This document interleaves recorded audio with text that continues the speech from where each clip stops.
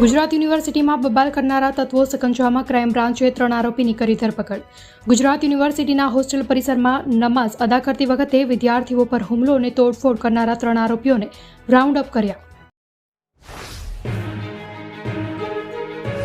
એલ્વિશ યાદવની નોઈડા પોલીસે ધરપકડ કરીને જેલમાં મોકલી દીધો છે. કોર્ટના આદેશ પર તેને 14 દિવસ માટે જ્યુડિશિયલ કસ્ટડીમાં મોકલી દેવામાં આવ્યો છે. આ પહેલા એલ્વિશની લાંબા સમય સુધી પૂછપરછ કરવામાં આવી હતી.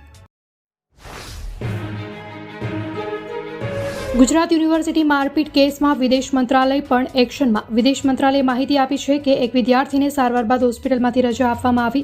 મંત્રાલય આ મામલે ગુજરાત સરકાર સાથે સતત સંપર્કમાં છે. સુરતમાં વેસુ પોલીસ મથક વિસ્તારમાં યુવતી સામે અશ્લીલ ચેનચાળા કરતા યુવક પર આરોપ લગાવ્યા બાદ પોલીસ દ્વારા યુવકની ધરપકડ કરી હતી. યુવકને પોલીસ મથક લઈ ગયા બાદ પોલીસ દ્વારા તેની પૂછપરછ હાથ ધરવામાં આવી હતી. પૂછપરછ દરમિયાન યુવક પોલીસ સ્ટેશનમાં જ રહસ્યમય મોત નિપજતા અનેક તર્ક વિતર્ક સર્જાયા. લોકસભા ચૂંટણી પહેલા જ પાલનપુરમાં પાટીદારોનું મહાસંમેલન યોજાયું છે. 31 ગામ કડવા પાટીદાર સમાજવાડીમાં મહાસંમેલનનું આયોજન કરાયું હતું. આ પાટીદાર મહાસંમેલનમાં મંત્રી ઋષિકેશ પટેલ, અનિકેત ઠાકર જોડાયા હતા. સાબરકાંઠામાં આવડા સંબંધમાં પ્રેમી સાથે મળી પત્નીએ પતિની હત્યા કરતા ચકચાર મચી. કાવતરું રચી પતિને સાથે લઈ ગયા બાદ હત્યા કરી અને અકસ્માતમાં ખપાવવાનો પ્રયાસ કર્યો, પરંતુ પોલીસ તપાસમાં પત્નીએ હત્યા કબૂલી લીધી.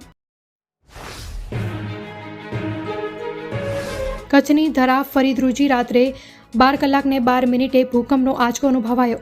રિક્ટર સ્કેલ પર તેની તીવ્રતા 3.3ની નોંધાઈ છે અને ખાવડા નજીક ભૂકંપનું કેન્દ્રબિંદુ નોંધાયું. જોકે તીવ્રતા ઓછી હોવાથી કોઈ નુકસાની થઈ ન હતી.